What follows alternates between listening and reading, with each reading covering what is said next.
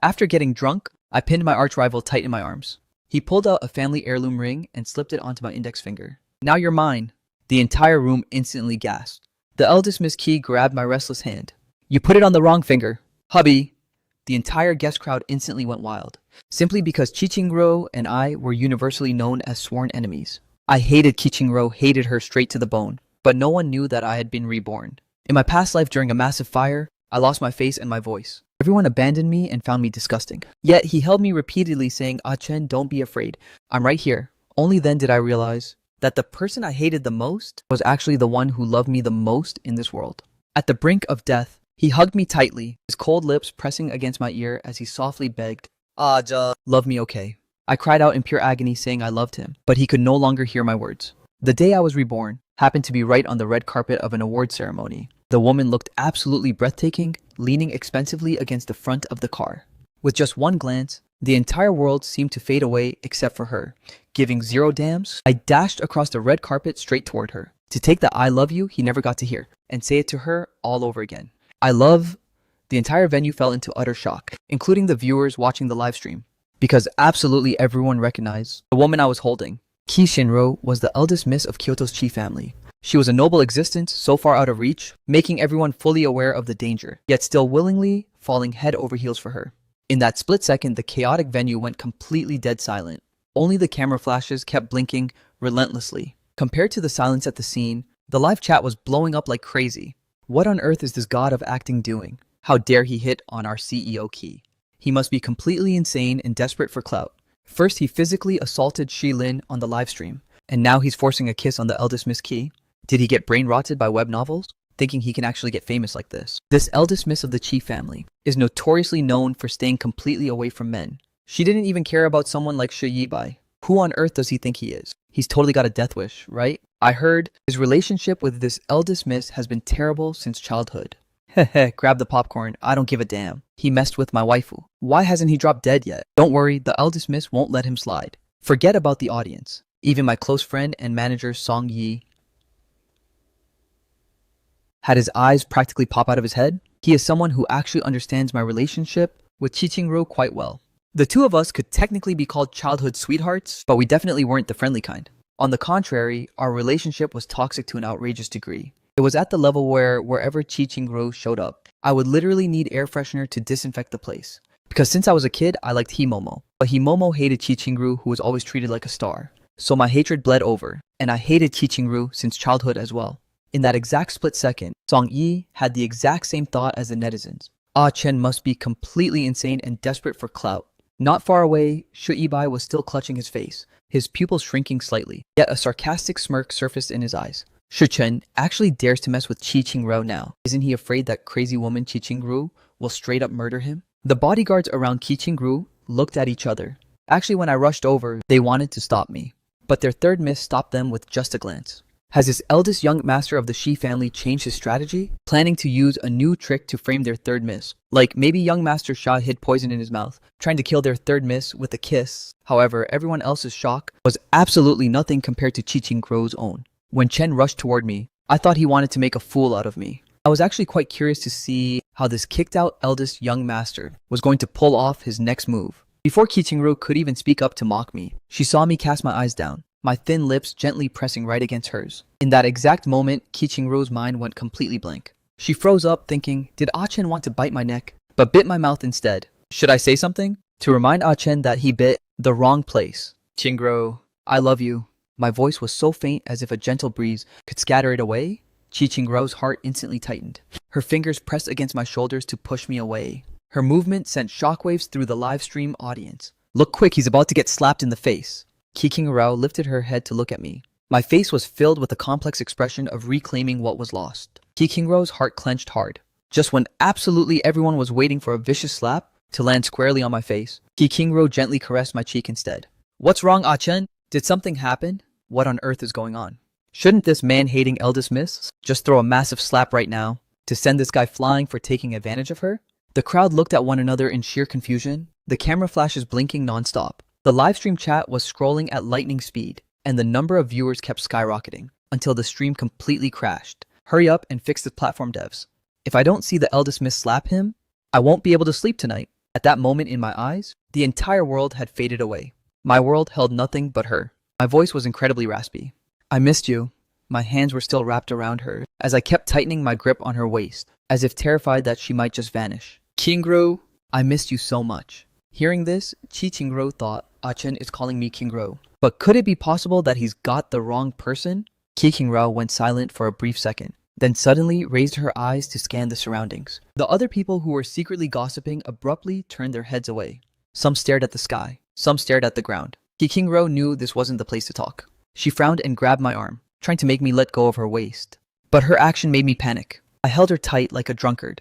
Don't go, don't leave me, okay? I'll behave from now on. Seriously. Qi Qingro's exquisite face was full of helplessness. I have no plans to leave you. Let's get in the car.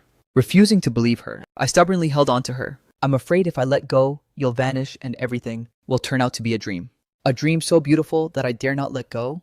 Then what exactly will it take for you to let go of me? Give me a kiss. Qingro kissed me, so I can know you're real, okay? When I kissed her just now, she pushed me away before I could even feel the reality of it. I really wanted to kiss her, wanting to feel the warmth of her lips, not how they felt when he pressed against my ear, begging for my love. So freezing cold. Qi Qingro pursed her red lips. Chen's mouth has always only been used to annoy me. Yet today, who knows what triggered him to suddenly be so good at sweet-talking me. Is he trying to seduce me? Leaving behind some historical footage in front of the entire internet crowd, so he can ruthlessly mock me later. With proof that I was seduced by his looks, Qi Qingro's lips curled into a slight smile. Too bad for him. I, Qi Qingro, have never been afraid of the honey trap since I was a kid. Thinking of this, Qi Qingro chuckled, her slender fingers brushing against my cheek, and then she tilted her head up to hold me. The livestream platform, right at the moment, Qi Qingro tilted her head up, finally went back to normal. In the camera shot on the red carpet, an exquisite, gorgeous woman and a sharp, handsome man. This scene was as beautiful as a fairy tale, like a sweet embrace between a prince and a princess. The hyped netizens hadn't even had time to see it clearly. Before they started spamming the chat, she slapped him hard with her mouth. The trending topics completely blew up across all platforms. One group of people felt that I had caught the eldest miss of the Qi family off guard and threatened her. Another group felt that I had seduced her. And yet another group felt that I had used some kind of voodoo witchcraft to blind Qi Qingru. Bottom line, absolutely nobody believed that Qi Qingru genuinely wanted to kiss me. In the eyes of the netizens, Qi Qingru and I were parallel lines that should never cross. One was in the sky and the other was on the ground. Someone left a savage comment saying, "Just wait until the eldest miss snaps out of it. The god of acting Shu Chen will definitely die a horrific death. If he doesn't die, I'll do a 360-degree handstand spin while eating crap." While the internet was throwing a massive tantrum inside the spacious backseat of a luxury car, I was sitting right next to Qi Qingru, staring at her eagerly. Qi Qingru sat there in a lazy posture, her slender fingers pinching her phone. Annoyed to no end, she hung up on who knows which number gossip call before, simply shutting off the phone entirely. Only then did she turn her head to look at me, speaking in a relaxed but clear tone. "Spit it out. Did you get amnesia, or are your memories messed up making you mistake me for someone else?" I didn't get the wrong person. I hurriedly shook my head, subconsciously trying to reach out and hug her. Qi Qingro's eyelashes fluttered slightly. No hugging. Sit properly. It took so much effort to finally get him to let go of me, and now he wants to hug again. There is no audience right now anyway. Seeing a hint of displeasure on Qi Qingro's gorgeous face, she thought, what kind of problem is this wanting to hug me the moment he speaks? Did he used to act like this with Momo too? My movement to reach out froze, and the fingers that had almost touched her clothes pulled back. I stared at her eagerly. Qi Qingro looked at me, who seemed as pitiful as if I had been abandoned by her. Something's wrong. This arch rival of mine is acting very sketchy. Qi Qingro bit her lower lip, suppressing the confusion in her eyes as she asked, "Didn't get the wrong person? Then, do you know who I am?" I spoke with absolute certainty, "You are Qi Qingru." Then I softly added, "My Qingru." Qi Qingro's heartbeat skipped a beat instantly. She suddenly pressed the back of her hand lightly against my forehead, thoughtfully saying, "Did a fever fry your brain?" Her small hand was slightly cool, which somehow reminded me of the freezing cold of her embrace at the very end. I clenched my fists and said in a soft voice, "I don't have a fever." Qi Qingro pulled her hand back, crossed her arms, and looked at me like a total tsundere. Spit it out. What kind of wicked scheme did you cook up to mess with me this time?" Qi Qingru suddenly thought of something. "If I remember correctly, the Shi family is hosting a banquet tomorrow. I heard that crazy woman, Momo, already bought a ring. And there's a high probability she will propose to Shi Yibai of her own accord. The He family and the Shi family also intend to continue their marriage alliance. As for me, I was kicked out of the Shi family a month ago. Because Shiibai was kidnapped and almost got killed by the kidnappers, and all the evidence pointed directly at me. The Shi family parents were thoroughly disappointed in me, announcing to the public that they were cutting ties with me. My engagement with Himomo was voided because of this as well. Kiking-ro wiped the smile off her face, her gaze toward me becoming even more distant. Shi-chun, you aren't trying to use me to make Himomo jealous, are you? Before getting out of the car, I saw Ah-chen hitting Shiibai. At that moment, I was actually a bit anxious. This guy Ah-chen has always had a bad temper, but he has never completely lost control like this in public before. Back then, I thought Ah-chen did it all for Himomo, which was why he couldn't control himself. I hurriedly got out of the car, wanting to back him up, but who would have thought it just gave him a chance to stir up trouble with me. Thinking back to those 2 shallow kisses, Kiking-ro's eyes became somewhat cold. Shichen, for the sake of Himomo, you're really willing to go all out. She was so pissed, she thought about throwing this idiot straight out of the car. I asked her in confusion, who's Himomo? Don't know her. Qi Qingru fell silent for 2 seconds. She reached out and tapped the shoulder of Wenjing, who was driving. Head to the 10th hospital. The psychiatric hospital. Wenjing remained silent for a moment. Yes, third miss. Then, without any hesitation or delay, she directly spun the steering wheel and headed toward the 10th hospital. I frowned deeply. Shu Qingqing might actually think I've gone completely insane. I have completely snapped out of the post-rebirth days by now. Absolutely and 100% sure that I am back. However, if faking amnesia can make her trust me, it's not off the table. Anyway, I don't give a damn about any of those other people. I only care about my Qingru. In this world, she is the only one I need to remember, and the only one I need to love. Kiking-ro leaned close to my ear, her voice sounding exceptionally light. I'll give you one last chance. Be completely honest about what exactly you're trying to do. Otherwise, once you step into the 10th hospital, don't even dream about getting out. The lighting inside the car was dim. I turned my head to look at her cold and detached eyes. Before I was severely burned in my past life, I too once thought her gaze was cold and distant, like the eternal, unmelting icy water of a deep pool. Only later did I find out that beneath that icy pool lay boiling magma. Her love was so intensely passionate that it could practically make freezing water boil. My tone was completely calm. As I said in a soft voice, I don't want to do anything. I just want to love you. Kiking-ro's forcefully maintained calm gaze shattered instantly. Want to love me, and how exactly do you plan to love me? Her red lips curled into a cold sneer. Shichen, do you take me for a fool? Do you need me to remind you about how you talked to me when we crossed paths in the clubhouse lobby this morning? My mind was full of question marks. Wait, how is there a flashback? That was way too long ago. Let me think.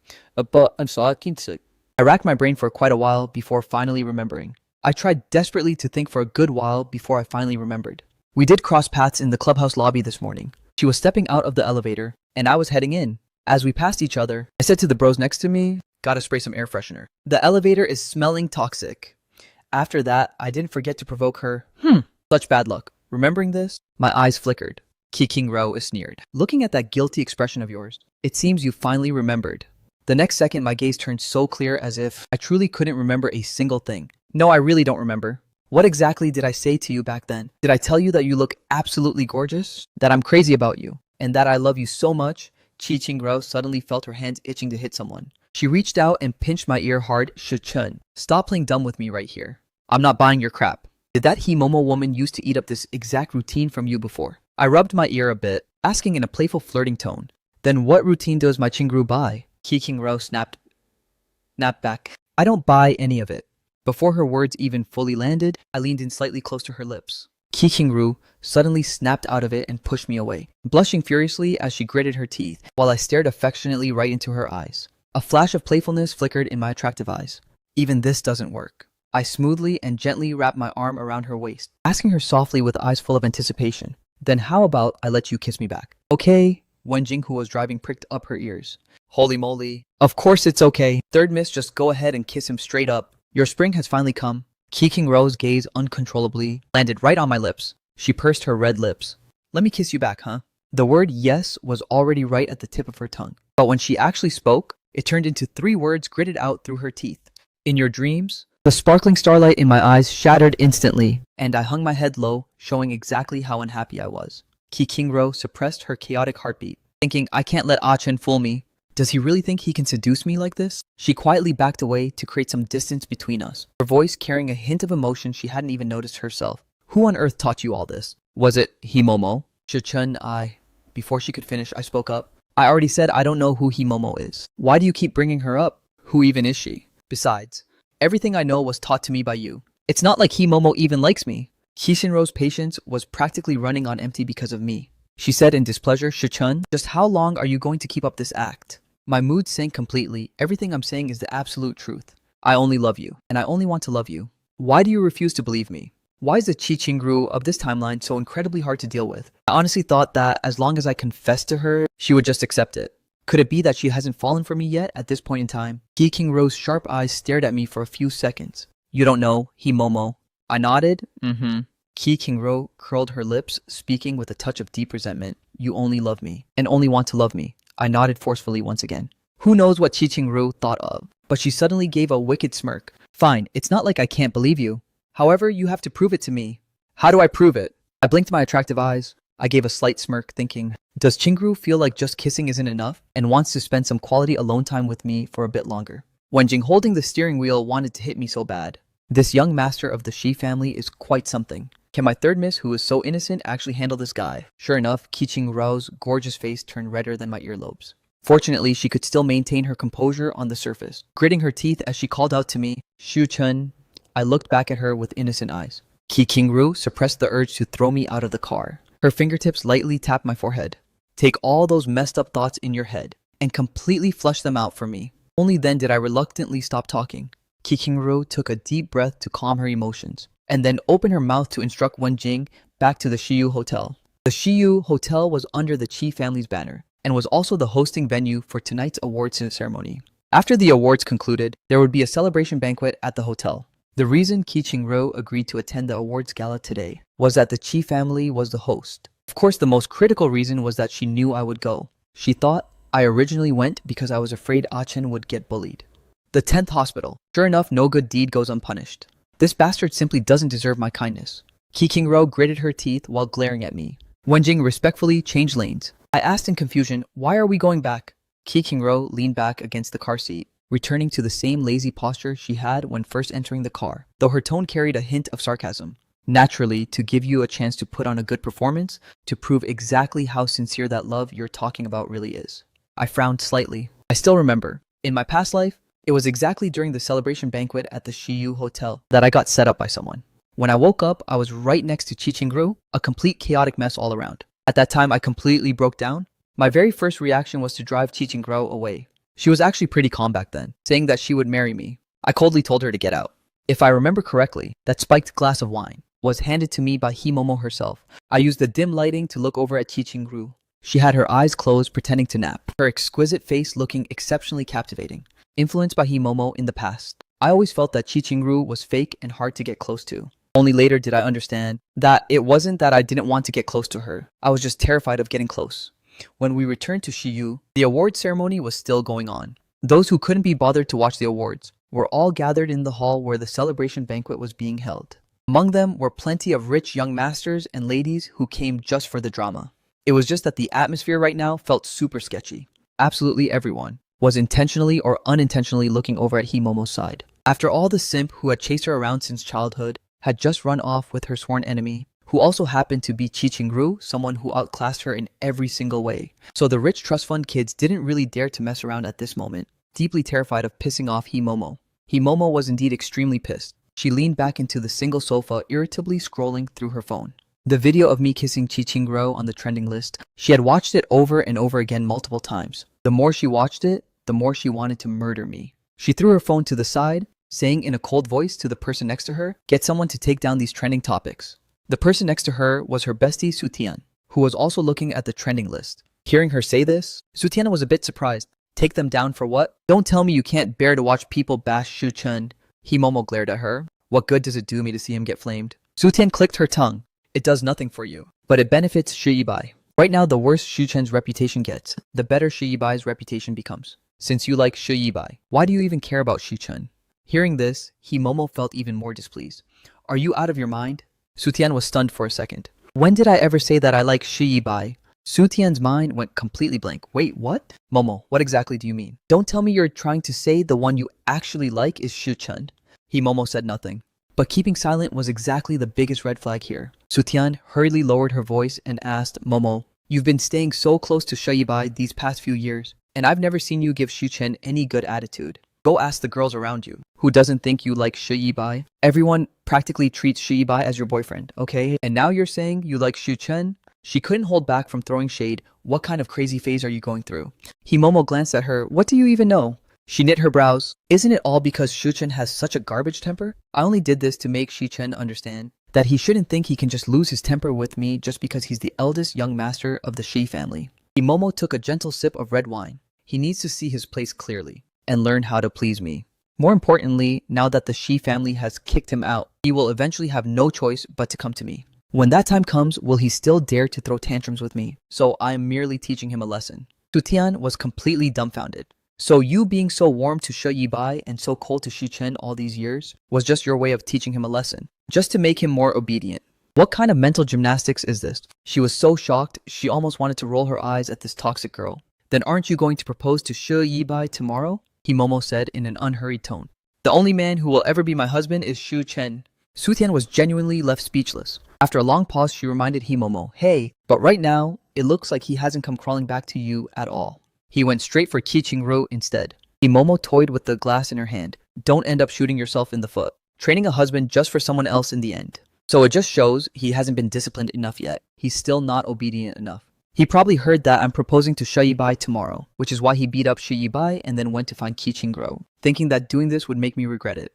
She gave a mocking laugh. Shu Chen doesn't even think about it. Qi knows he's my simp. So would she ever actually care about him? He's just making a fool of himself. Himomo took a sip of wine, saying nonchalantly, don't worry, it won't be long before he comes back ready to swallow his pride and beg me. Just a few seconds after she finished her sentence, the heavy doors of the banquet hall were slowly pushed open. The people in the hall looked over, their expressions freezing up. The woman exuding a completely dominant aura walked inside with unhurried steps.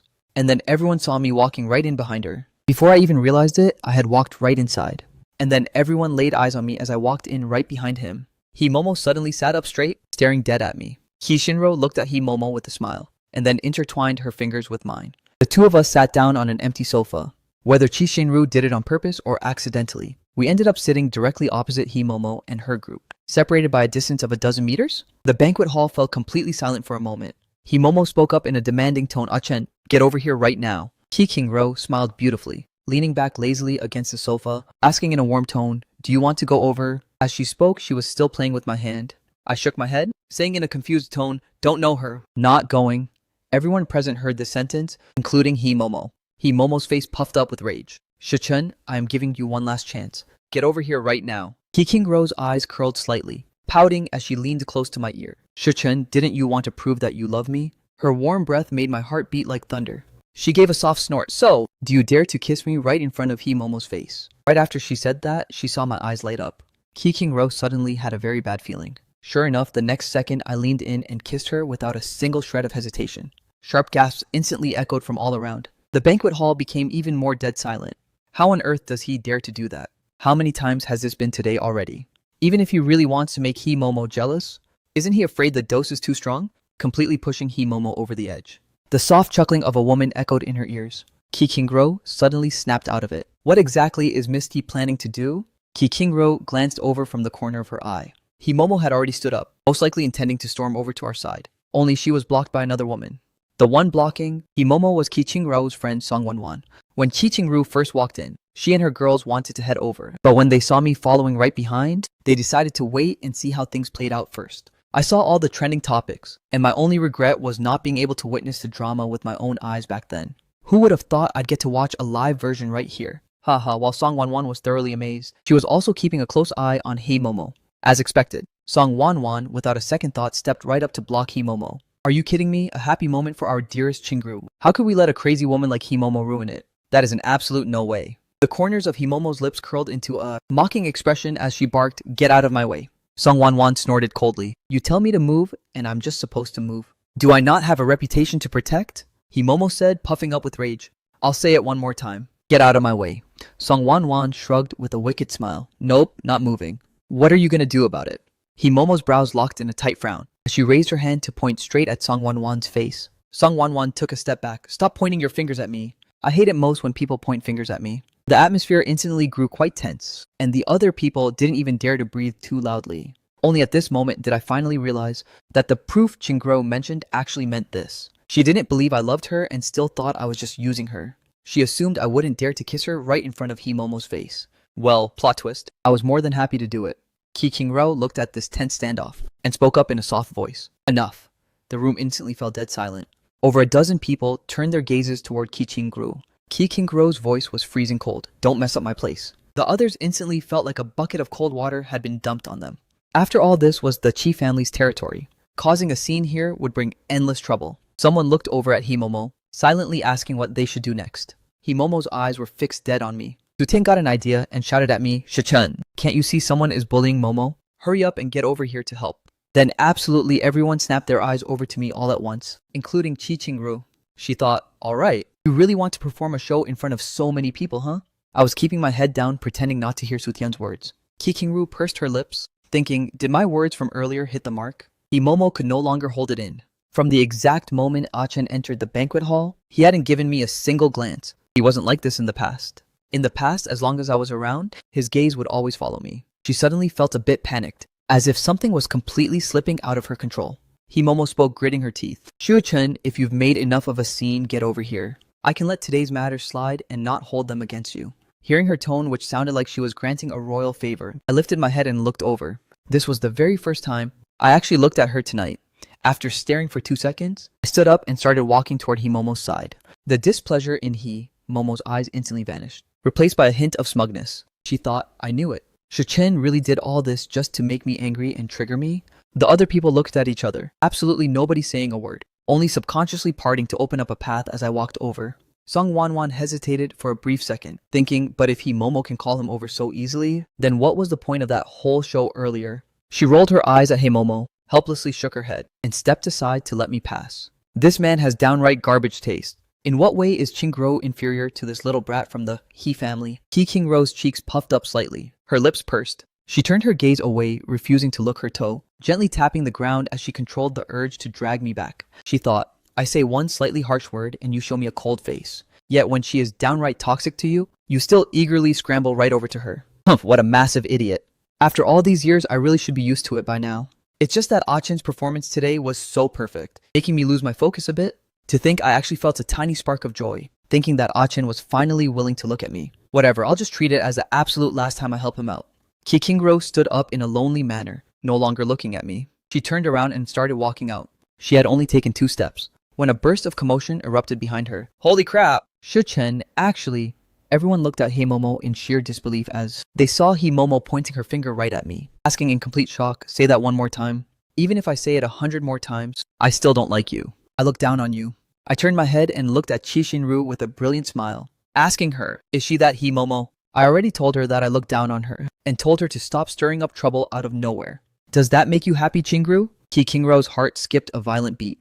Could Achen actually have lost his memory for real? Seeing that she didn't say anything, I rolled my eyes slightly, and a little plan popped into my head. I pretended to be in pain, reaching my hand out toward her. My leg feels like it's cramping up. Chingro, hurry up and give me a hand. The banquet hall fell completely dead silent. Ki Shinro silently stared at me for a few seconds, and then under everyone's watchful eyes, she walked straight toward me. She stopped right in front of me, without saying a single word, and directly draped my arm over her shoulder to support me. I looked at her with pure affection in my eyes. Smiling radiantly, Himomo gritted her teeth and snapped her eyes up, glaring fiercely at the two of us. Ki Ching-ro, where do you think you're taking Achen? He belongs to me. She thought, I have a really bad feeling about this. If I let Chi Ching-ro take Achen away, I will truly lose him forever. Ki King-ro merely tilted her head to look back at her, the coldness in her eyes completely dissipating, while a delighted smile curled on her lips.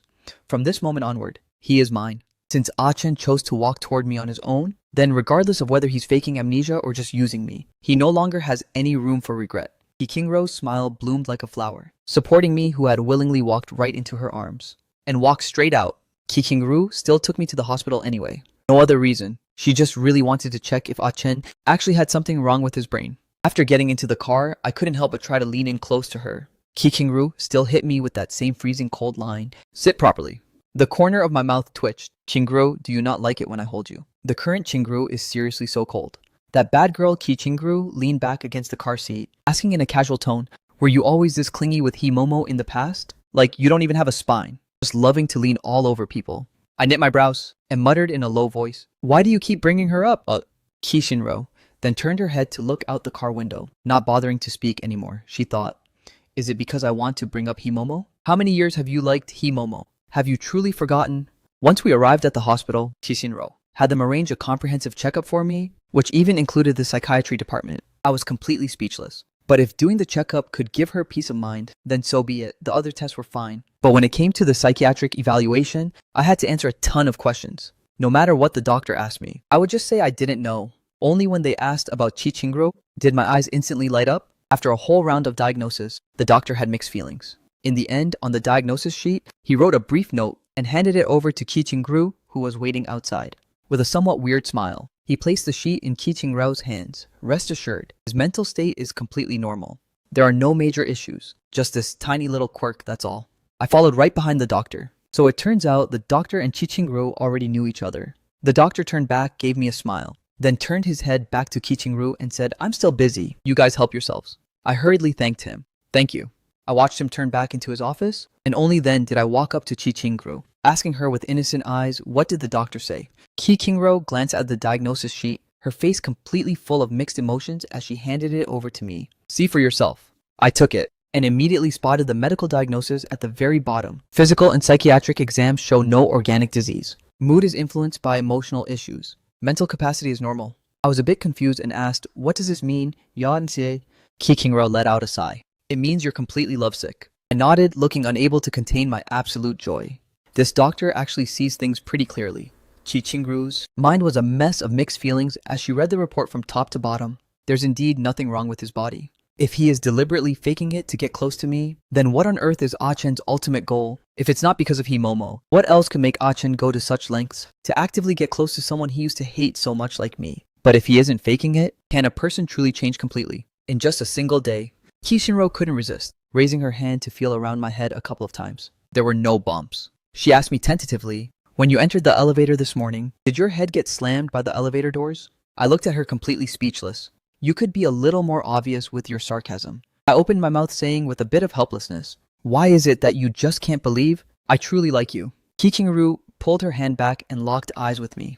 What do you think? If you were in my shoes, would you believe it? Fair enough. I didn't believe Chichingrao truly liked me in the past either. Not until that massive fire. I spoke up with a dead serious expression. Actually, I've always liked you a lot. It's not like my heart suddenly fluttered just today. Always. Chichingru's eyelashes trembled slightly, a bit confused about what always meant. I spoke with a dead serious expression. It's just that in the past, I didn't dare to get close to you. You were just so perfect. Yet you always treated me so coldly. I always felt like I didn't deserve you. My tone sounded a bit down. Kichingru's eyebrows furrowed. Both annoyed and amused, Shichun, don't you dare play the victim here. You were clearly the one who was always freezing cold to me. I started spinning my excuses. As for me, it was a case of unrequited love turning into resentment. Qi Shinrao gritted her teeth even harder. Sweet talk won't work on me, so stop trying to change the subject. The corner of my mouth twitched. Can't you just let me win for once? I am clearly trying to give you a serious confession.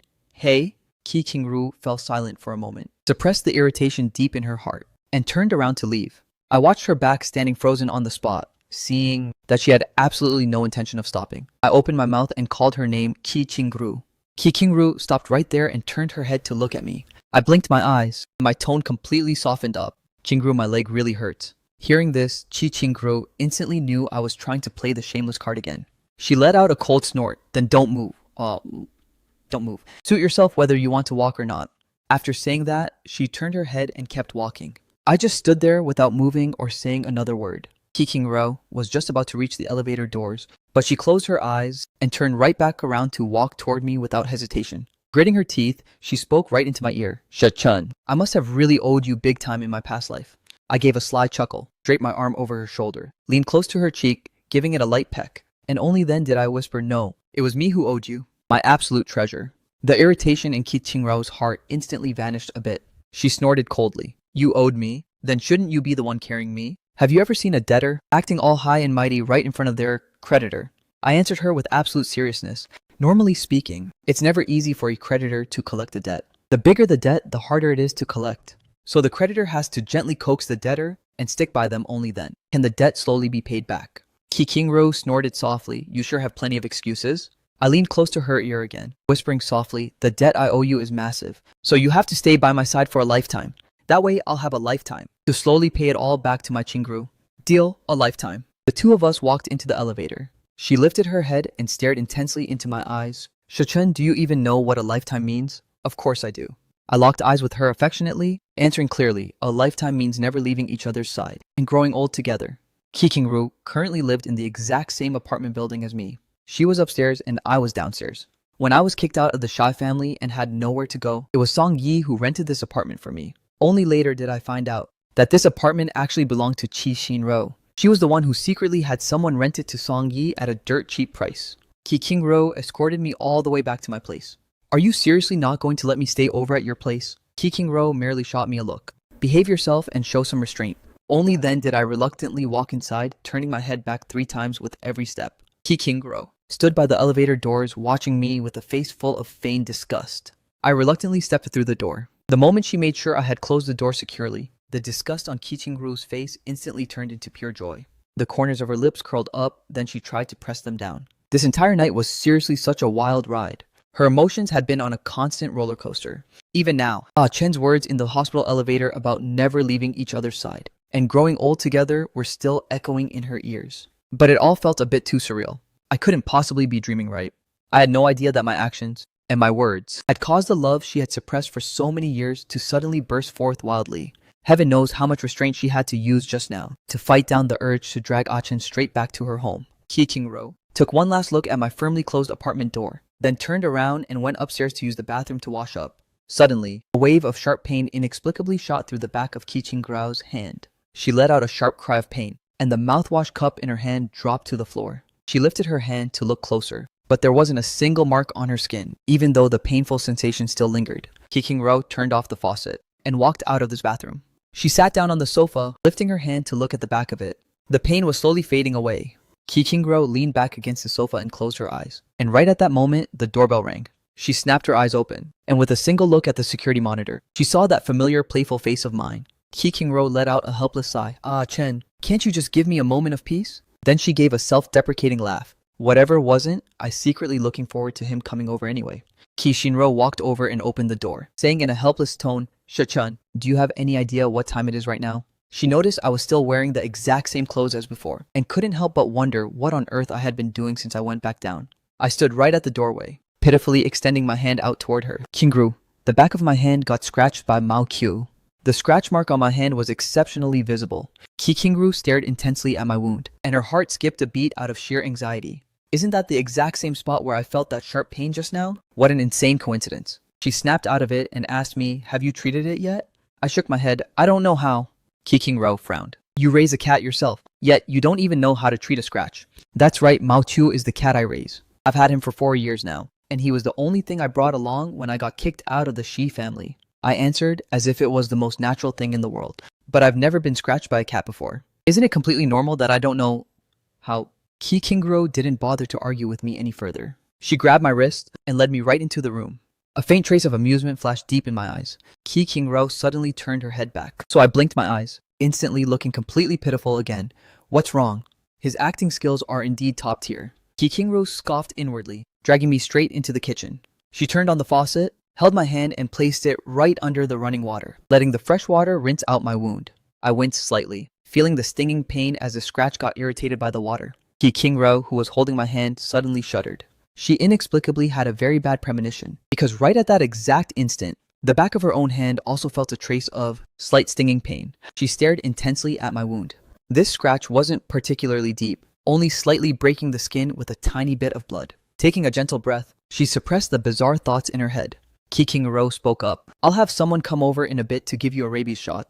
I nodded. The two of us were standing exceptionally close at this moment. With just a slight tilt of my head, I could see her beautiful face with her brows locked tight. Looking down at her furrowed brows, my heart skipped a tiny beat. Ki King-ru felt uncomfortable being stared at like that, so she instinctively pulled her clothes a bit tighter.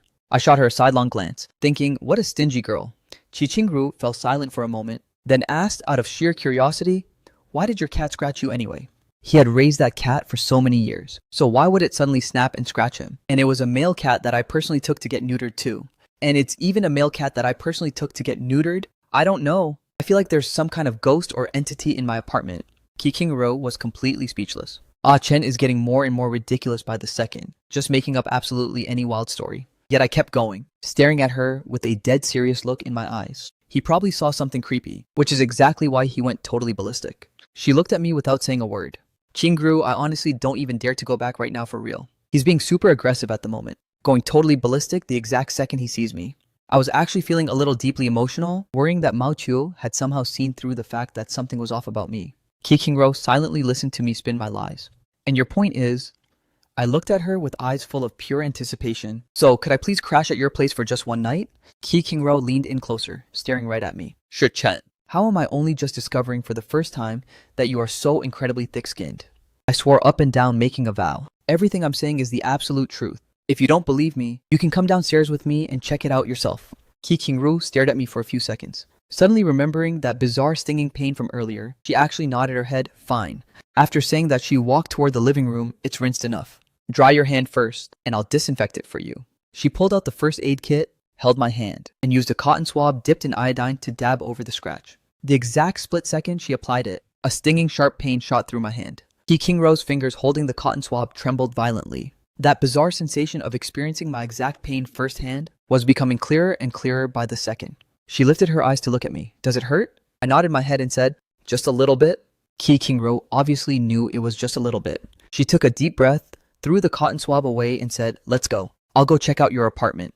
The moment we came downstairs and I opened the door, I immediately ducked and hid right behind Qi Qingru. Qi Qingru turned her head back with a look of utter helplessness. This is literally your own home. What on earth are you hiding for? My expression was a total mess of mixed emotions. He really is super fierce right now. Earlier, when I first came home, Mao Kyo was curled up on the sofa fast asleep, looking like a big fluffy ball of fur the whole time. I just sat right down next to him and spaced out for a bit while looking at him, gently stroking his fluffy little head with my fingers. It had been an incredibly long time since I last saw him. In that massive fire from my past life, Mao Kyo didn't manage to escape, but then he suddenly snapped awake. First, he rubbed his little head against my palm. But just as he was about to leap into my arms, his round eyes suddenly widened in shock. Almost instantly, his fur stood on end as he went totally ballistic. Before I could even pull my hand back, he scratched me, leaving a deep wound. I hurriedly got up and backed away, while Mao Chuo arched his back, glaring at me with pure ferocity. Seeing that he was about to pounce on me again, I instinctively ran upstairs to Qi Qingruo's place. Now as the door opened, the lights in the apartment were still on. Seeing that I didn't seem to be lying, Qi Qingruo took the lead and walked toward the living room. Stepping into the entryway, she spotted the orange cat right there in the living room. He was currently chasing his tail, spinning in circles on the floor. Qi Qingruo turned her head and looked at me in disbelief. This is what you call super fierce. Just as I was about to speak, Mao Kyo heard the noise and looked over. The cat that was having the time of his life just a second ago instantly went ballistic all over again. With his fur standing on end and his back arched, he bared his teeth ready to pounce on me. I subconsciously grabbed Qi Qingruo's small hand, instinctively stepping in front of her to shield her. I said helplessly, see, he's exactly like this. Mao Kyo was gearing up to charge over. Qi Qingruo pulled me along to dodge him, barking out in a crisp, cold voice. Mao Kyo, stop.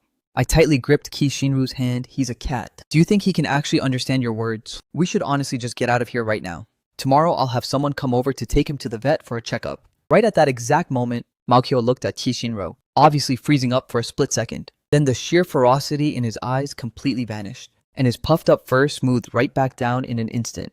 It was as if he had just laid eyes on a long-lost family member. He rubbed against Qi Qingruo's leg, letting out a soft meow, looking completely spoiled and clingy. Qi Qingruo felt that his clingy behavior looked a bit like mine, letting out a soft chuckle as her voice turned a bit gentler. I think he's way more obedient than you. My face was covered in literal black lines.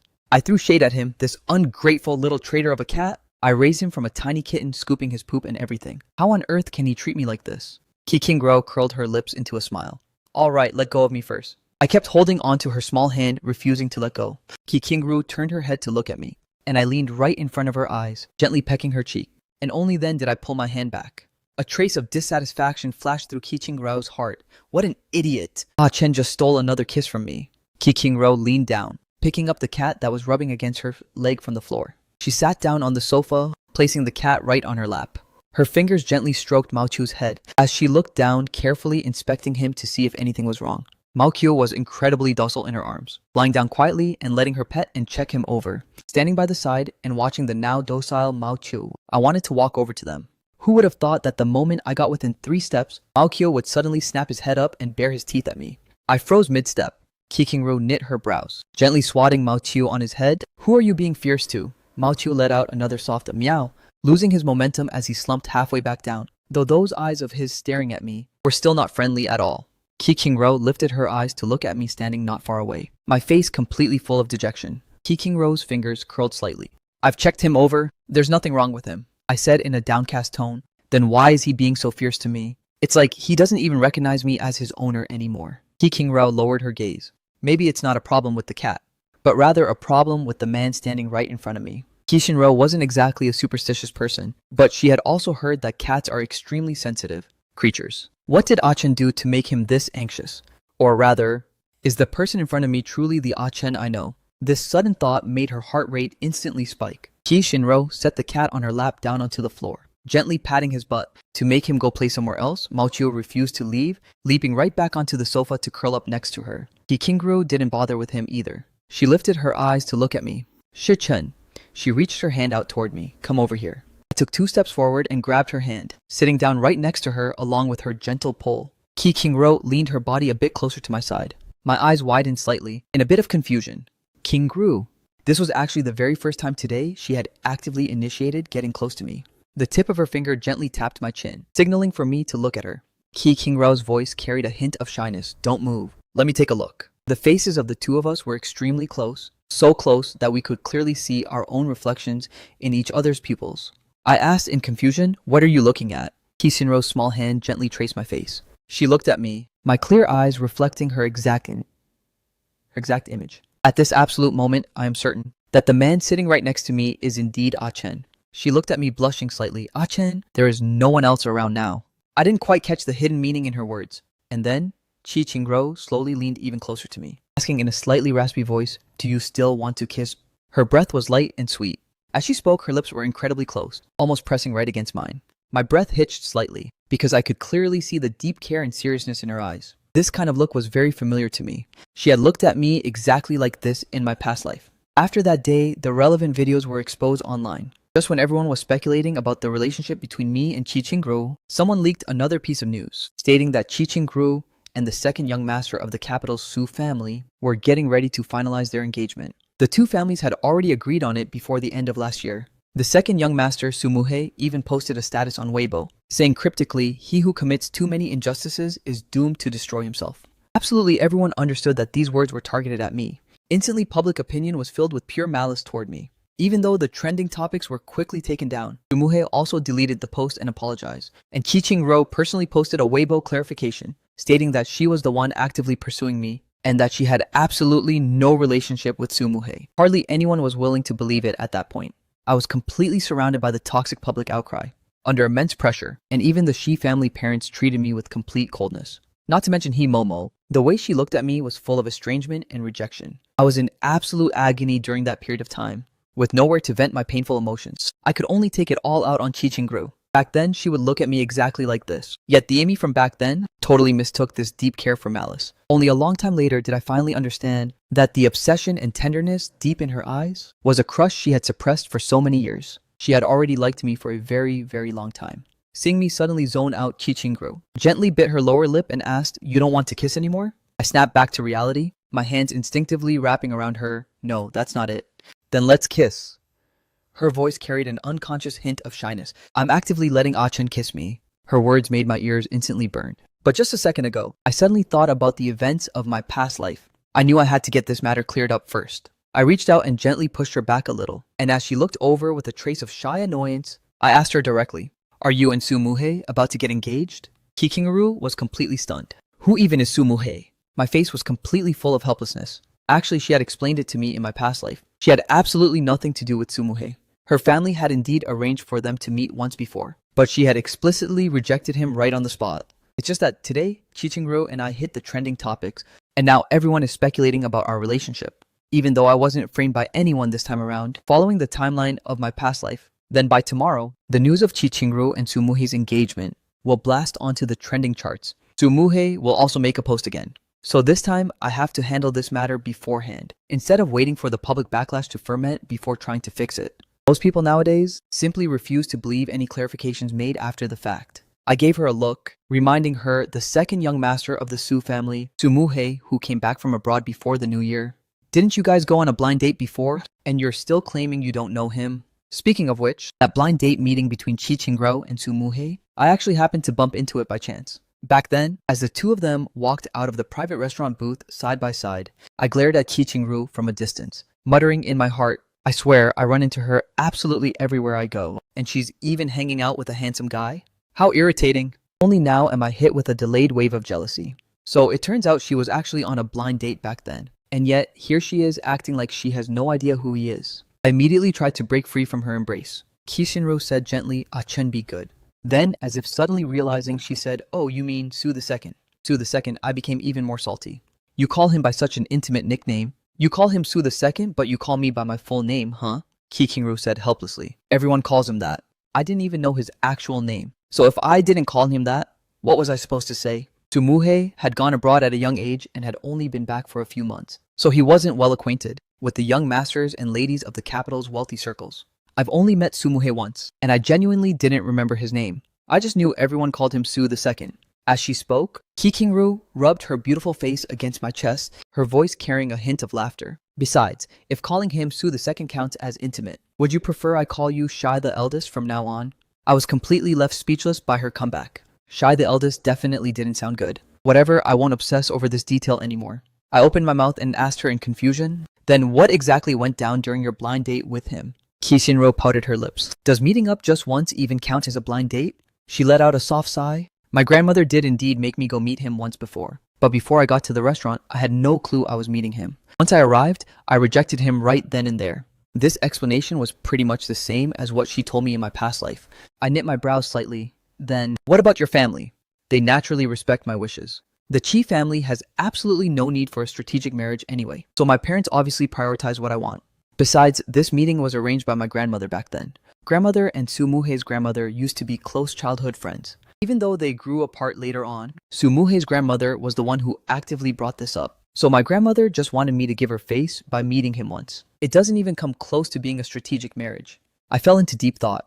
Since they indeed have absolutely no relationship, I let out a sigh of relief. However, I absolutely must prevent Soo Moo-hae from making that Weibo post. What exactly should I do? Ki King-ru looked at my face feeling a bit puzzled. Why do I feel like Ah-chen is becoming more and more bizarre? Even though I'm certain he is indeed Ah-chen, something still feels totally off. She tilted her head and glanced at Mao Chu, who was still curled up right next to her. The cat's gaze directed at me remained consistently hostile. Ki King-ro pouted her lips and looked right at me. This all happened so long ago. You even shot me a glare back then. Did you think I didn't notice? Why on earth are you suddenly bringing this up out of nowhere now? Her beautiful face carried a trace of displeasure. Are you trying to reject me? Which is why you came up with such a garbage excuse to blow me off. Shi-chen, can you just not drop the act anymore? I looked at her, my voice softening up completely. I'm not faking anything. Then prove it to me. Ki King-ro leaned closer to me. Ah-chen, get a little closer to me. If Ah-chen doesn't want to kiss me, then isn't it fine if I just kiss him instead? I don't want to hold back anymore. Anyway, he was the one who actively initiated getting close to me. Just as I was about to say something, Ki King-ro slowly leaned in closer to me, the tip of her nose almost pressing against my cheek. My heart fluttered slightly. I felt that her current tenderness was completely different from her aggressiveness in my past life. In my past life, there was almost never a time when Chi Ching-ro was this gentle. The cat that was originally nesting right next to Ki Ching-ru suddenly became restless all over again, rubbing and scratching frantically against Chi Ching-ru's leg. Ki King-ru turned her head to look at the troublemaking cat beside her, and I also looked down at him. Who would have thought that the exact split second I locked eyes with him, he instantly became ferocious. Ki King-ro, with a face full of displeasure, softly scolded him, Mao Chu. The cat let out a meow, sounding completely pitiful. I felt a bit uneasy, saying to her, I don't really want to stay here anymore. Ki King-ro noticed something was off with me, grabbing my hand and getting ready to leave. Seeing that we were about to leave, the cat also lightly leapt down to the floor to follow us. But he was stopped by a single glare from Chi Ching-ru. He let out a soft whine and slumped down, looking at me pitifully. It was indeed the cat I raised, but those eyes of his looked exceptionally similar to mine. Ki King-ru paid no attention to him. As the door closed, I turned back to look at the cat in the living room. Mao Kyo is being so hostile toward me, and even tried to stop Chi Ching-ru and me from being intimate. Is it because Mao Kyo can actually sense that I'm different from before? Ki King-ru led me right back into her apartment. I was still muttering right next to her ear. See, I told you he was super fierce. Ki King-ro looked at me and said, then what should we do? Are you just going to stop raising him? She spoke while walking toward the kitchen. Hearing this, I knit my brows. I had raised Mao Chu for a whole 4 years. He was a birthday gift someone sent me, though I didn't know who the sender was back then. The card left at the doorstep at the time simply read, "Happy birthday." I asked everyone around but still had no clue who sent it. Back then, my friends even mocked the gift giver, saying they actually sent a completely ordinary looking cat. They had all forgotten that I had loved cats ever since I was a kid. The one I raised during my childhood, because Shi Yibai came to the Shi family later on and was allergic to cat dander, was forced to be sent away. I already know by now that Mao Chu was actually a gift from Qi. I absolutely can't bear to stop raising him. It's just that given the current situation, maybe it's truly not suitable to keep him around. Looking at Qing's back as she poured water, my eyes suddenly lit up. How about this? I'll just move in and stay at your place from now on. Let Song Yi live downstairs, and he can help me take care of Mao Chu. Once Mao Chu stops rejecting me, I'll move right back down. Qingro held the water cup, turning around to look at me with a playful, cunning face. Then wouldn't it be much easier if you just sent the cat straight over to Song Yi's place instead? I began spouting absolute nonsense with a dead serious face. Mao Qiu is super attached to his environment. If he changes places, he won't eat or sleep well, and he'll definitely get sick. The corner of Qingru's mouth curled up slightly as she handed the cup in her hand over to me. So what you're saying is you're not attached to your environment. I took the water cup and took a sip. I'm totally not attached to places. I'm only attached to the person. I gave a radiant smile. As long as it's a place where you are, I'll be able to eat well and sleep well, and I'll be unbelievably well behaved. Qingru's voice was soft and beautiful. Shichen.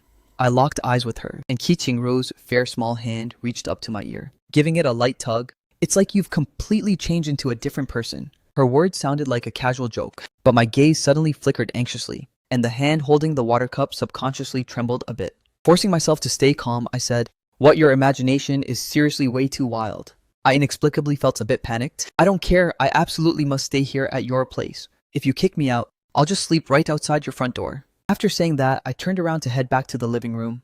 I was terrified of her noticing any flaws. If she found out I was completely different from before, would she also end up like Mao Chu and start to distance herself from me? Yet the exact split second I turned around, she wrapped her arms around my waist. Before I could even react, her forehead pressed gently against mine. Nobody knew that this was a scene she wouldn't have even dared to imagine in her wildest dreams before.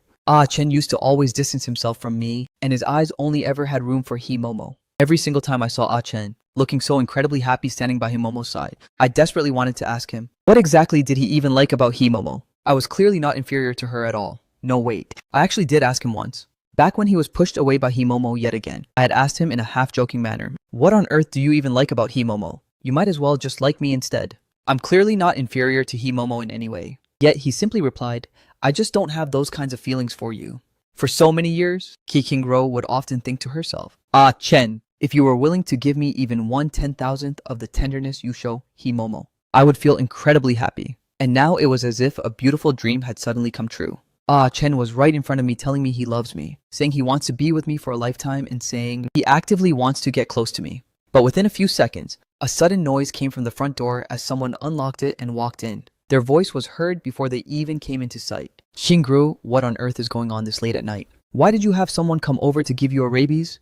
The voice suddenly froze mid-sentence, followed by a startled cry, "Oh my god!" The exact instant that voice rang out, I had already grabbed Qingro and ducked straight into the kitchen. Song Wanwan stood right at the entryway, watching the two living people who were just there completely vanish from sight. She had seen exceptionally clearly what Qingru was doing just now. Oh ho, this is totally different from that casual hugging and kissing before. Who would have thought, seriously, who would have thought? She actually ended up getting a live front row seat to Qingru's romance tea. At this moment, Qingru walked out and shot Song Wanwan a massive eye roll. Song Wanwan gave a highly suggestive smirk. "I totally didn't see anything at all, okay? You two can just keep going, just pretend I was never even here."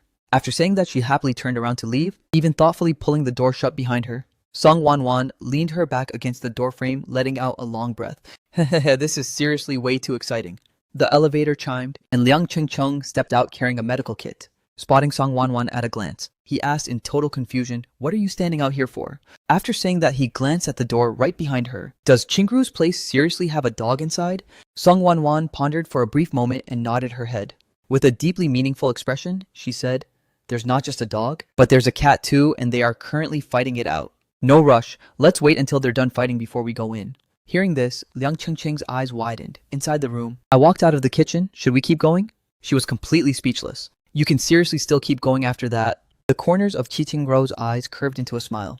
"So you actually do get embarrassed?" When you did it right in front of so many people earlier, I didn't see you acting all shy and restrained. How can that even be the same? Back then it was completely open and official. But now the two of us are at home and got walked in on by someone. Don't you feel a bit embarrassed? Kiking-ru honestly couldn't quite wrap her head around my logic. She just found it kind of hilarious, grabbing my hand and shaking it gently. Are we not openly and officially being intimate right now? Could it be that we're actually sneaking around behind people's backs? I whispered with absolute certainty. I feel like we genuinely are just sneaking around. Kishinru was completely amused by my bizarre logic. So Shuchen, you're just not willing to go public, are you? As she spoke, the light deep within her eyes faded along with her words. Ah Chen. As expected, he still has no intention of making our relationship public and is still just putting on an act to trick me. However, I shook my head. No, it's not me. It's you. After all, whenever I wanted to get close to her in a completely open and proud way, she would always play hard to get and push me away using all kinds of excuses. Yet, she was exceptionally bold and active whenever we were in private. If that isn't wanting to keep things hidden, then what is? I tilted my head looking right at her. Look at you whenever we're outside, you won't even let me get close. Do the math yourself. How many times have you rejected me outside today? Kikinkro never expected that I could actually twist the facts and countersue her like this. He had a face full of impatience when he saw me this morning. Yet by tonight, he completely flipped his character and actively threw himself at me. How could I even dare to actively get close to him? Kikingru was genuinely fuming, hooking her arm directly around mine and lifting her beautiful face to look straight into my eyes. What you mean is, I should call them inside right now and continue exactly what we were doing just now, right in front of them. Fine. Before I could even say a word, Kikingru immediately opened the front door. After saying that she let go of me, I was completely stunned. By the time I turned my head, she had already walked to the living room. She actually didn't believe it, that I would actually continue doing that exact thing right in front of Songwanwan. But I didn't stop her from opening the door either. After all, keeping people locked outside the door is pretty rude. I picked up the cup of water from earlier and drank it all. Over on Kichingru's side, she had already opened the door. Come on in. Liang Chengcheng was clearly still completely out of the loop, not understanding at all what Song Wanwan meant by her mysterious talk about some cat and dog situation. He glanced at Song Wanwan, who had a bizarre look on her face, then poked his head inside curiously while carrying the medical kit. Then he looked at Kichingru. Wanwan said the cat and dog at your place are currently fighting. Since when did you start raising pets? And then he spotted me standing right there in the living room, belatedly processing and finally realizing the hidden meaning behind Song Wanwan's words. Only then did Song Wanwan, who was still outside the doorway, let out a giggle and follow him inside. This time when she looked at me, her smile was exceptionally bright. Hey there, brother-in-law. All three of them looked at Song Wanwan at the same time. Liang Chengcheng looked at her in absolute disbelief, asking her with his eyes, "You're already calling him brother-in-law?" Song Wanwan locked eyes with him in a fierce mental battle. What do you know? It's obvious at a single glance that Chingro is dead serious about him this time. Song Wanwan won the exchange by a complete landslide. Liang Chengcheng immediately followed suit and submissively greeted me. Hello, brother-in-law. To be completely honest, being suddenly called that by the two of them made me feel a bit awkward, but I still politely responded, hey guys, hello? Ki Qingrao looked at me with a face full of pure tenderness, clearly extremely satisfied with the title those two just used for me. You two go ahead and take a seat for a moment, she said as she walked over toward me. Song Wanwan didn't think too much of it, dragging Liang Chengcheng over to sit down on the sofa. Liang Chengcheng asked out of sheer curiosity, Sister Chingru, are you the one who needs the rabies shot? He suddenly gave Song Wanwan's hand a sharp tug, letting out a slight awkward cough as his voice sounded completely tense. What's wrong? Song Wanwan turned her head only to see the two of us practically glued together, instantly slapping her hand over her own mouth. You opened the door, just to let the two of us come in and watch you guys be all lovey-dovey, didn't you? As third wheels, the two of us are turning out to be pretty damn bright. The two of them turned their heads stiffly to lock eyes with each other, clearly completely shell-shocked by Qixinru's wild flex. Do you still think I'm just trying to hide our relationship now? I vigorously shook my head. No way, I don't think that at all. You are seriously incredibly open and bold. A trace of shyness flashed across Qixinru's face. If this still isn't enough, then we can also go out to the living room and do it right in front of them. I instantly slapped my hand over her mouth. Terrifying. This woman is indeed just as wild and uninhibited as she was in our past life. Enough, that's seriously enough. Qixinru locked eyes with me for 2 seconds, and I felt something softly brush against my palm. I subconsciously pulled my hand back completely, throwing in the towel. I think I'd better get that rabies shot first. Qi Qingro pulled me along as we walked toward the bathroom. You should take a shower first. You won't be able to take one after you get the vaccine. I froze for a moment. But I don't have... Qi Qingru seemed to know exactly what I was about to say. There are brand new toiletries ready in the bathroom. As for your change of clothes, I'll go downstairs and grab them for you. She walked into the bathroom to help me set everything up. You go ahead and wash up first. Once I bring the clothes upstairs, I'll just hang them on the door handle for you. I nodded my head, then reminded her, then helped me bring up a few extra sets of clothes. Ki King-ro gave a gentle and sweet smile. All right. After saying that, she turned around and left, leaving the space all to me. The moment she walked back out to the living room, the two people sitting squeezed together on the sofa were both staring right at her with highly bizarre expressions. Ki King-ro paused for a beat, then looked back with a perfectly normal expression. What are you looking at? Liang Chengcheng shook his head with a grin. Song Wanwan raised her brows and teased Qingru. I seriously couldn't tell that you actually had a side like this to you. Ha ha ha. Ki King-ro actually got shy in front of her bestie for once. It's nothing. Once you find a boyfriend, you'll be exactly the same way. Song Wanwan curled her lips. I'm totally different from you, okay? Ki King-ro walked toward the door, her tone full of playful teasing. That guy from the Jiang family? You're totally different with him too, right? Then it's perfect. I guess I don't need to pass along his latest news to you anymore. Song Wanwan instantly scrambled up from the sofa, trotting over to Ki King-ru's side to act all spoiled. Qingru, you actually have updates on Jiang Fan. Ki King-ro laughed and said, Wanwan, didn't you just say you were totally different? Why on earth do you even need his updates anyway? I'm exactly the same. I'm completely the same as you. King-ro, my dearest. King-ro, please just tell me his updates. Ki King-ru had already walked to the front door and stopped, staring at her with a highly meaningful expression. Hong Kong. Go look for him there. Song Wanwan wiped the playful look completely off her face, her expression turning dead serious as she said, Thank you, Qingru. The moment she finished speaking, she left without wasting a single second. Liang Chengcheng sat on the sofa, falling silent for a brief moment, before asking with a trace of skepticism, Is that guy from the Jiang family seriously in Hong Kong? Yeah, the exact moment he arrived in Hong Kong this afternoon, I received the update. However, after saying that she watched Song Wanwan step into the elevator, I heard that he actually went to Hong Kong together with his girlfriend. Liang Chengcheng knit his brows, then I'll try to talk to her. Ki King-ro's tone remained completely calm. If she can actually win him back, then that's her own capability. If she can't, she'll just have to face reality. After all, she was the one who pushed him away with her own toxic behavior back then, so she really can't blame anyone else. After saying that, she dropped the topic completely, saying to Liang Chengcheng, just sit tightly for a bit. I'm going downstairs to pack up some things for Shi Chen. Liang Chengcheng let out a soft sigh. Yeah. Nodding his head, all right. Go ahead.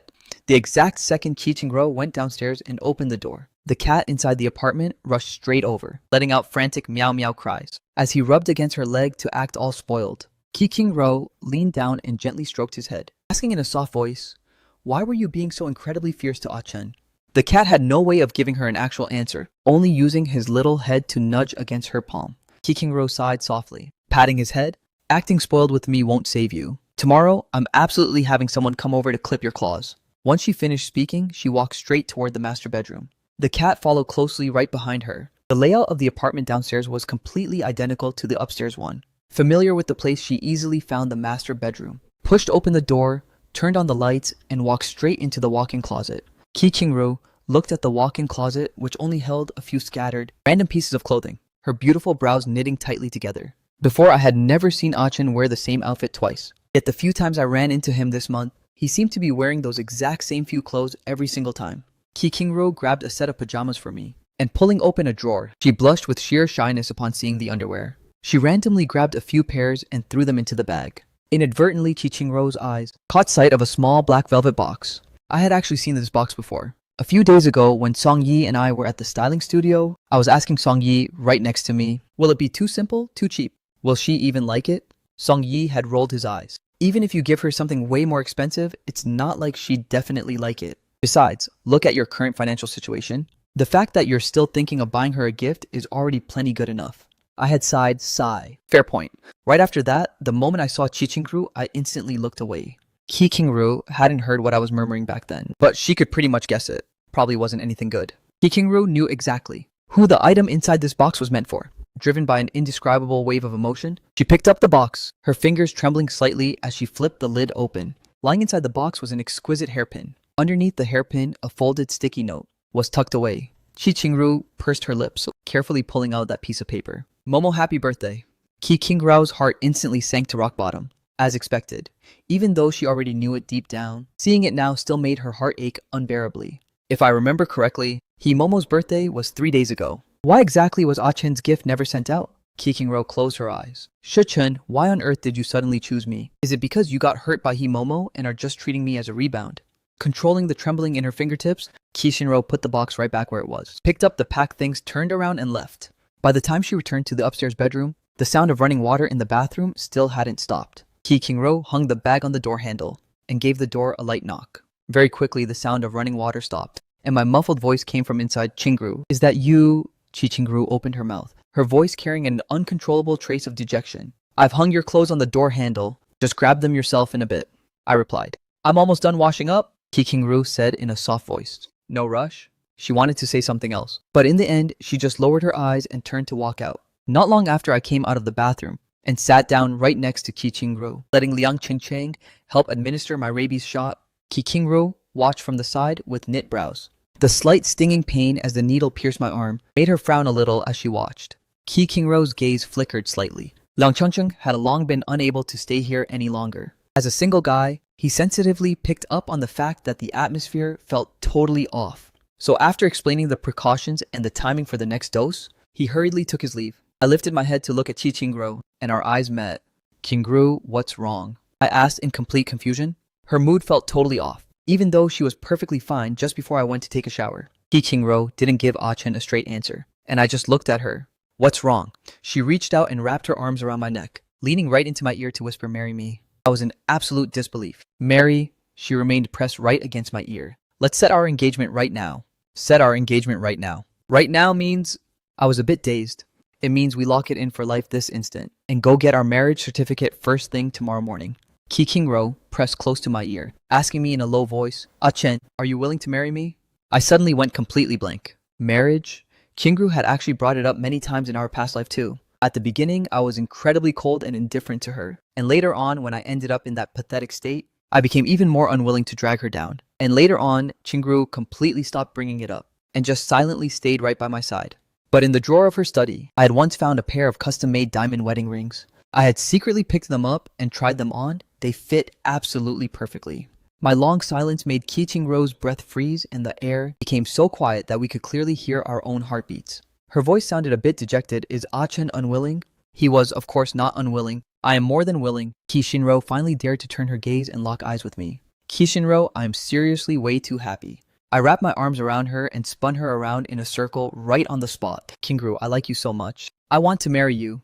Really? Kishinro's heart tightened up. If it weren't for the fact that I knew all too well how much Chen disliked me growing up, and if it weren't for the fact that I just saw that hairpin from a couple of days ago that was never sent out, I really would have believed him. What an absolute liar. Who on earth said Chen's acting skills are bad? He is clearly playing the part exceptionally well. But even though she knew it was a complete deception, Kishinro was completely willing to take it all in at this exact moment. She pouted her lips. Chen better remember the exact words he just said. If I ever find out you're lying to me, I couldn't help but press for answers. And then what? Then I will absolutely haunt you and never leave your side, clinging to you every single day. My heart gave a violent heavy thump along with her words. Now she is truly looking more and more like the Qingru I am so familiar with. Just when Qingru thought I would be scared off by her words, I gave a radiant smile, all right. Right after that, I asked out of pure curiosity, but you said we're setting our engagement right now. It's almost midnight already. How on earth are we going to prepare everything? As long as Chen is willing, it's never too late to make it happen. Qingru placed a few phone calls. In about an hour or so, bags packed with all kinds of clothes and accessories completely piled up in the living room. Pouting her small lips, she said in total satisfaction, it's all because it's way too late right now. Tomorrow I'll have people deliver some more over. These are all custom made privately according to your exact preferences, so just pick a set and try it on. To use for taking pictures tomorrow. I completely went along with it and blurted out an okay. Qingru changed into a white dress inside the room. I picked out an outfit from those bags that belonged to the exact same collection as hers. It looked exactly like a matching couple's outfit. The doorbell rang, and Qingru leaned over giving me a soft kiss. I looked at her with a trace of amusement. Go open the door. Once we're married, we'll have plenty of time. Qingru nodded her head in absolute agreement, turning around and walking over to open the door. The ones who arrived were the wedding planners and the staff members from the haute couture boutique. The moment the staff members entered and saw the two of us, the flames of gossip inside them began burning fiercely.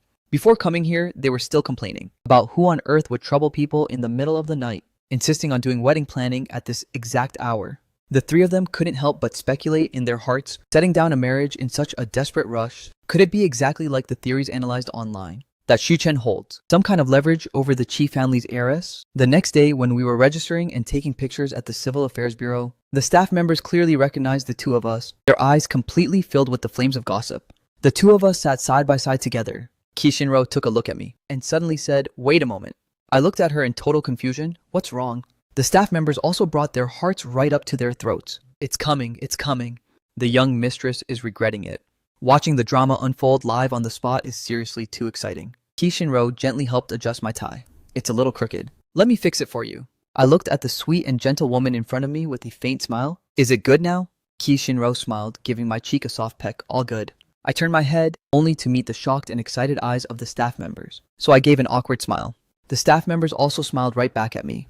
This is way too sweet, I ship it. The internet rumors really can't be trusted at all. Qi Qingrao's beautiful face turned slightly red, and as she sat back down, she naturally hooked her arm around mine and said to the staff member taking the photo, "All right, please take the picture."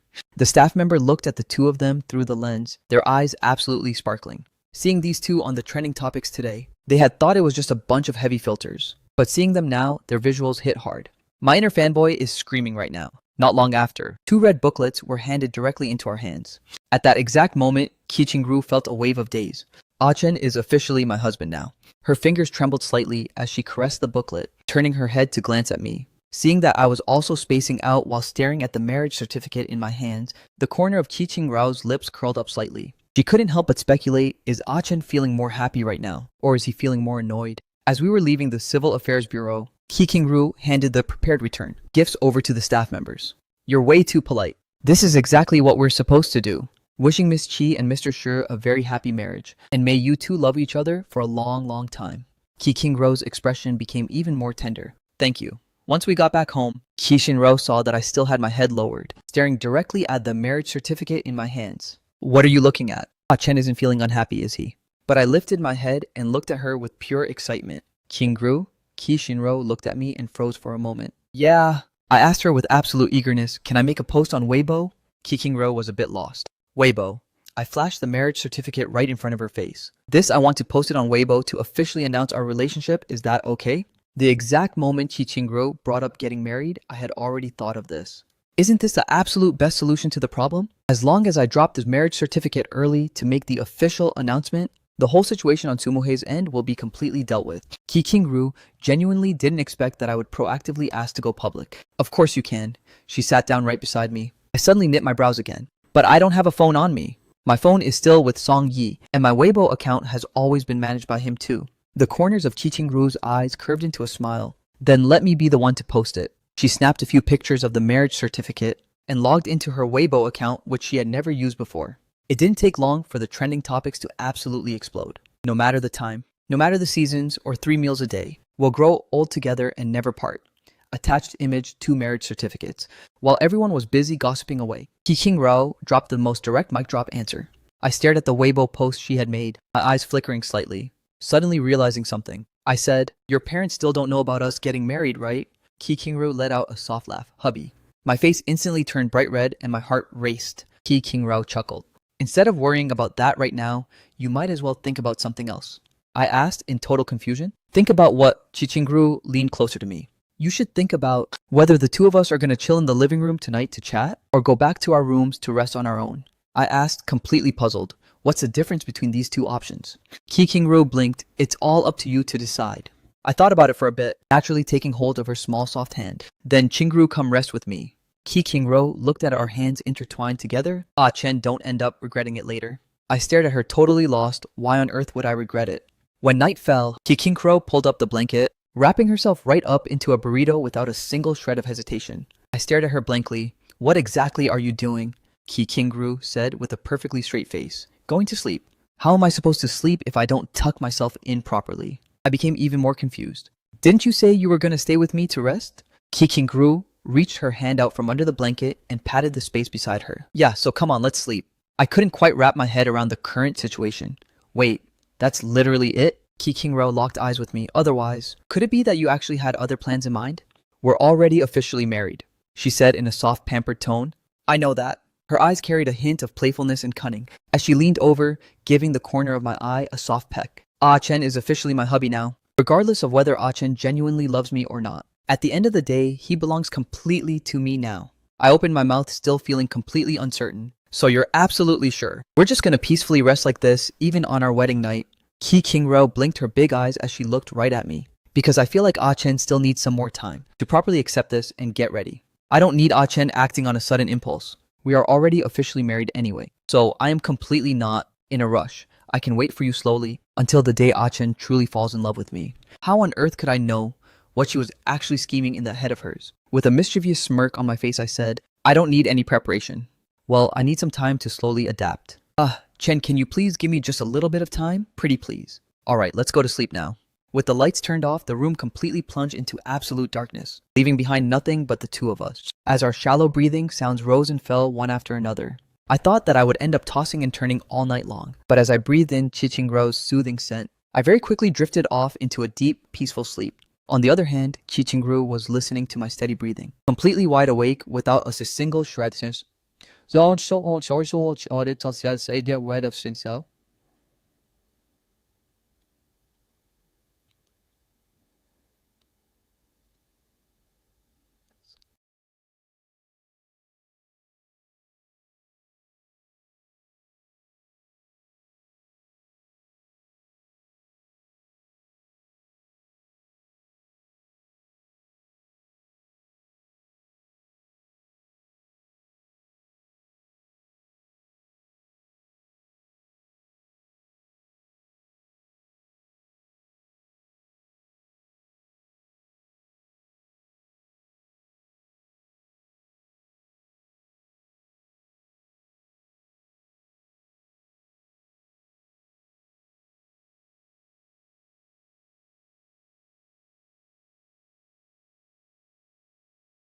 She was absolutely terrified that the moment she woke up and opened her eyes, she would find out that this was all nothing but a beautiful dream. Right at that exact second, she overheard me talking in my sleep. Nightmare. I don't want it. Chi-Ching-ro's entire body instantly froze up completely, and her mood turned thoroughly ice cold in a split second. I snapped awake from the dream in utter terror, my entire body completely drenched in cold sweat. My very first instinct was to reach up and touch my own face with trembling hands. The scar wasn't there. There was absolutely no uneven texture, nothing. My breathing slowly began to stabilize. At that exact moment, I genuinely almost thought that my reincarnation was all just a dream. It's real, right? I kept my eyes closed, taking quite a while to calm down before finally opening my eyes to look beside me. Ki King-ro wasn't there. I sat up and glanced at the clock on the nightstand. It was only 6:30 a.m. Why on earth did she get up this early? I wasn't planning on sleeping anymore either, tossing the blanket aside to get out of bed. I pulled open the bedroom door, only to see that out on the balcony facing the living room, Ki King-ro was standing with her back turned completely toward me. I walked straight over and wrapped my arms around her from behind. Why did you get up this early? The expression of the person wrapped in my embrace stiffened slightly. After a few seconds, she turned around to face me. Why didn't you sleep a bit longer? The woman tightly wrapped her hands around my waist. Looking at her pale complexion, I asked in complete confusion, did you sleep poorly last night? Ki King-ro didn't answer, lifting her head to lock eyes with me. What about Ah-chen? Did you sleep well? Hearing her words, I felt a bit depressed, and shook my head not really. Ki King-ro's lips curled into a faint smile. Why? I rubbed my temples. I had a nightmare. Ki King-ro stared straight at me, and asked softly, what kind of nightmare? I knit my brows deeply, not quite knowing how to put it into words. I dreamed that back in my past life when I returned home that day, Himomo was already waiting inside for me. The moment she saw me walk in, she started a massive fight with me. I told her that she was the one who handed that glass of wine to me, but she insisted it was absolutely impossible. Momo kept hurling everything within reach straight at me. Himomo stopped thinking up to this point. The hands I used to hold Ki King-ro subconsciously tightened. Ki King-ro patted my back to comfort me. It's nothing. It's just a nightmare.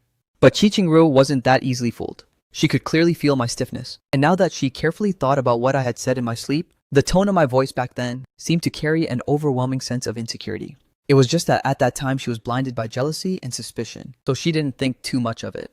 Ki King-ro's voice trembled as she called out to me, Ah-chen! Ki King-ro asked me with a slightly raspy voice, did he Momo? Did she do something terrible to you? I didn't quite catch her drift. What? Ki King-ro lifted her hand to gently caress my face. Did he Momo do something to you? Her words instantly made me think of my past life again. Suddenly, I didn't dare to look at her. No, that was already a matter of the past life anyway. And besides, she already got her karma in that past life. As for right now, Himomo stands absolutely zero chance anymore. Ki King-ro's face was completely written with reluctance, and fearing that I might see it, she took a deep breath to suppress her own emotions. As long as there's none, that's fine. Ki Kingro buried her head deep into my chest. After a moment, she suddenly asked me, "There's a Shy family banquet today. Does Ah Chen want to go?" This topic instantly diverted my attention. Shayibai's celebration banquet. I don't really want to go. I don't want to see anyone from the Shy family. To me, they are worse than complete strangers. Ki Kingro lifted her head to look at me. If Ah Chen wants to go, I'll take Ah Chen there. I asked, completely puzzled, go there to do what? Ki Kingru gave a somewhat arrogant, pampered smile. To watch them make absolute fools of themselves, of course. I gave a flashy smile. All right. Actually, thinking about it now, the Shi family must have tried looking for me. It's just that my phone isn't in my hands, and the Shi family doesn't dare to come to Chi Rao's place to make a scene. That's why I've been able to stay in peace until now, with nobody bothering me. But sooner or later, we'll have to face each other anyway. The banquet is at noon, so it's still way too early right now. The two of us had breakfast, and Ki Qingru went to her study. The trending topics were in absolute chaos, and her phone was practically ringing off the hook. But she just turned it off and ignored it all. Turning it back on, she returned a call to her parents who were currently traveling the world, and replied to a few messages from her friends. I went back to the room to take a quick nap. When I woke up, I changed into the custom-made suit that Chi Qingrao had someone deliver over, and let the stylist who was waiting on the side do my hair. Ki Qingru sat on the side holding her phone, typing away non-stop, and I had no idea what she was up to. Once I was all packed and ready, I stood up and asked her, "Qingru, isn't your hubby exceptionally handsome?" Ki Qingru turned around way too fast, promptly putting her phone away. She stood up, walked over to stand right in front of me, nodded her head with a smile and said, "Super handsome." And then, she changed into a matching haute couture evening gown. Once the styling was completely finished, I stared at her with burning eyes, subconsciously leaning down to plant a soft kiss right on her cheek. My Qingru is truly beautiful. As the two of us stood side by side, Ki Qingru suddenly felt a trace of regret, not wanting such a handsome Ah-Chen to be seen by Himomo at all. What should she do? No, wait, taking Ah-Chen out for a flex walk. Everyone else would absolutely die of envy. Ah-Chen is my hubby. Several stylists on the side were practically squealing in pure excitement. So sweet, such a perfect match. Hearing this, the corners of Qingru's eyes curved even more. She lifted her head to look at me. Ah-Chen, did you hear that everyone thinks we match the most? I lifted my hand and gently stroked the top of her hair, my tone carrying a gentle spoiling affection that I had never shown to anyone else before. I only match you and you alone. I took the opportunity to tightly grasp her hand. At this exact second, I suddenly broke free from all the shackles of my past. In the past, I endured everything silently, hiding myself step by step, completely unwilling to be flashy, used to keeping a low profile, and avoiding the spotlight.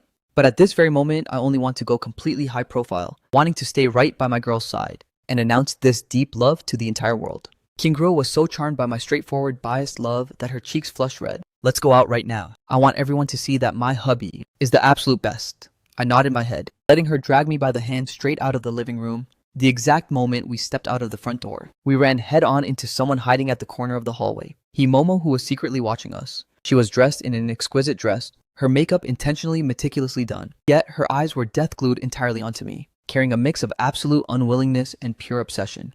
Previously, she plotted at every turn, secretly driving a wedge between my relationship with Qingru, spreading rumors to maliciously smear Qingru's name, and even secretly setting traps trying to tear us apart, wildly trying to squeeze her way into my side and steal everything that originally belonged to Qingru.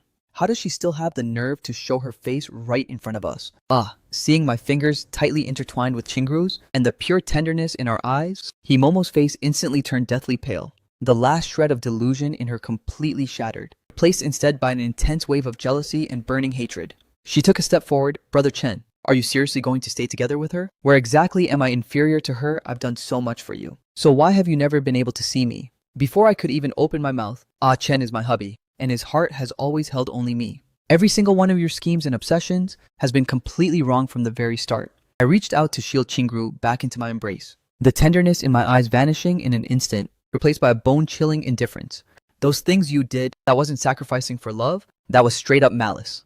I looked at Himomo, making every single word crystal clear, spreading rumors about Qingru, secretly plotting to frame her and drive a wedge between our feelings, and even bribing others to maliciously defame our relationship. Every single piece of it, I know about it all with absolute clarity. The only reason I didn't pursue it before was because I didn't want Qingru to be tainted by such filth. It didn't mean I was tolerating your malice. Himomo's face turned completely ash pale. She still wanted to make excuses, but was instantly cut off by the staff members who rushed over right after. The people she had bribed before to help her spread rumors had all proactively confessed the entire truth. The evidence was as solid as a mountain. All of her plots and schemes were completely exposed. The persona she had spent so much effort building completely collapsed. Her reputation was thoroughly ruined, and the connections that used to depend on her completely scattered away.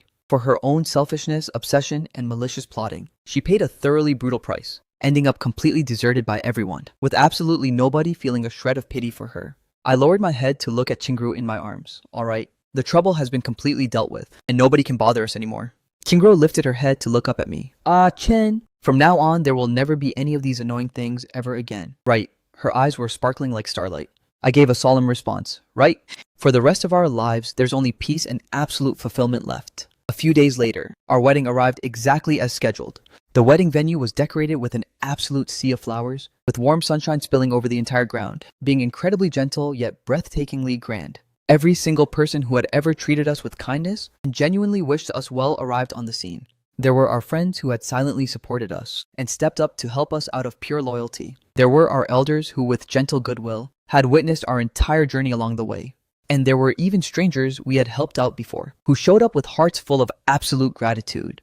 Every single person's face was filled with a genuine smile, and their eyes were packed with blessings. Dressed in a perfectly tailored suit, I stood at the end of the sea of flowers, my gaze burning intensely, as I quietly waited for my bride. The exact moment Chingru, dressed in a snow-white wedding gown, slowly started walking toward me. My entire world was completely filled to the brim with absolute tenderness. Everything else in the universe faded into a mere background, leaving her as the one and only light. She walked toward me step by step, her eyes hiding starlight and a gaze completely full of deep love. I stepped forward to take hold of her hand, my voice gentle yet resolute.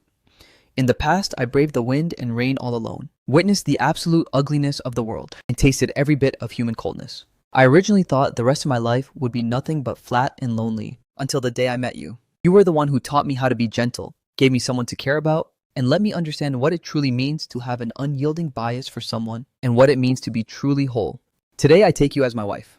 From this day forward, through every passing year and every day and night, I will protect you completely, stay gentle with you, spoil you for a lifetime, never leave your side, and never let you down.